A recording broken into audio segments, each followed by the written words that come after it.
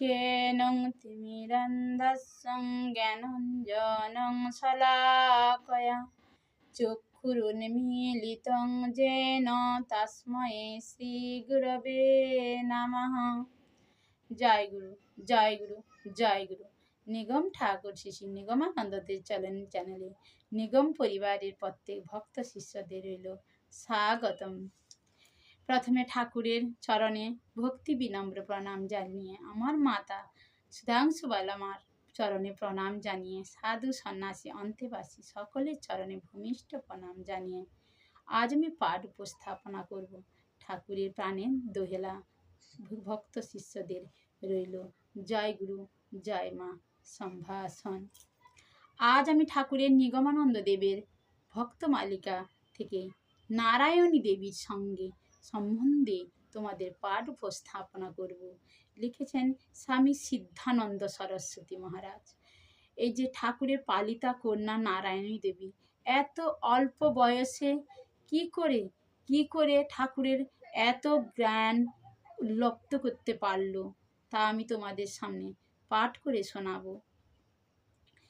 শ্রীমৎ স্বামী সিদ্ধানন্দ সরস্বতী লীলামায়ের সম্পর্কে লিখেছেন, শিশুকালে শ্রী শ্রী ঠাকুরের সান্নিধ্যে 10 বৎসর এবং বিদ্যাতীর্ণ অবস্থায় শ্রী শ্রী ঠাকুরের বিদগ্ধ সন্ন্যাসী শিষ্য শ্রীমৎ স্বামী নির্বাণানন্দ সরস্বতী সান্নিধ্যে 5 বৎসর অবস্থানের ফলে তাহার জীবন অনন্য সাধারণ আধ্যাত্মিক চেতনায় এবং লৌকিক সারস্বত চেতনায় যুগপৎ সমারূঢ় হইতে সক্ষম হইয়াছে।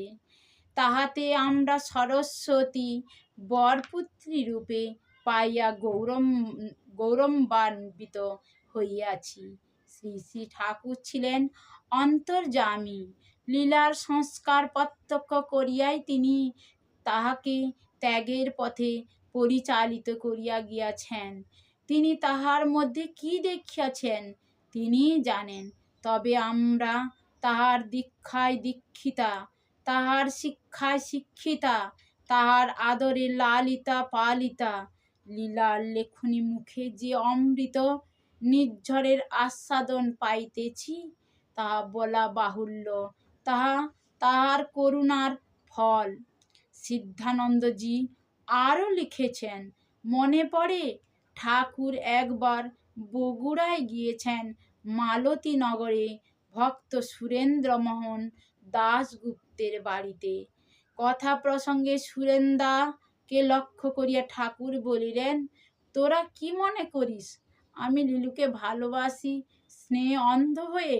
তা নয়, তার ভিতর এমন জিনিস আছে, এমন বৈশিষ্ট্য আছে যাতে আমি মুগ্ধ হয়ে তাকে ভালোবাসি।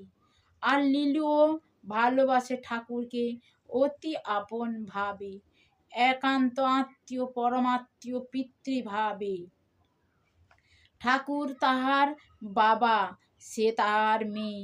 কোনো পাতানো সম্বন্ধ নয়, সহজ সম্বন্ধ।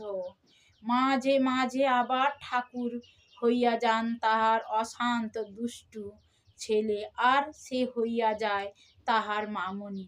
সিদ্ধানন্দজি আরও লিখেছেন, 1339 সালে 21শে জ্যৈষ্ঠ আসামবঙ্গে সারস্বত মঠ কোকিলামুখে একটি ঘটনা শ্রী শ্রী নিগমানন্দ উপদেশামৃত 125 পৃষ্ঠাতে আছে।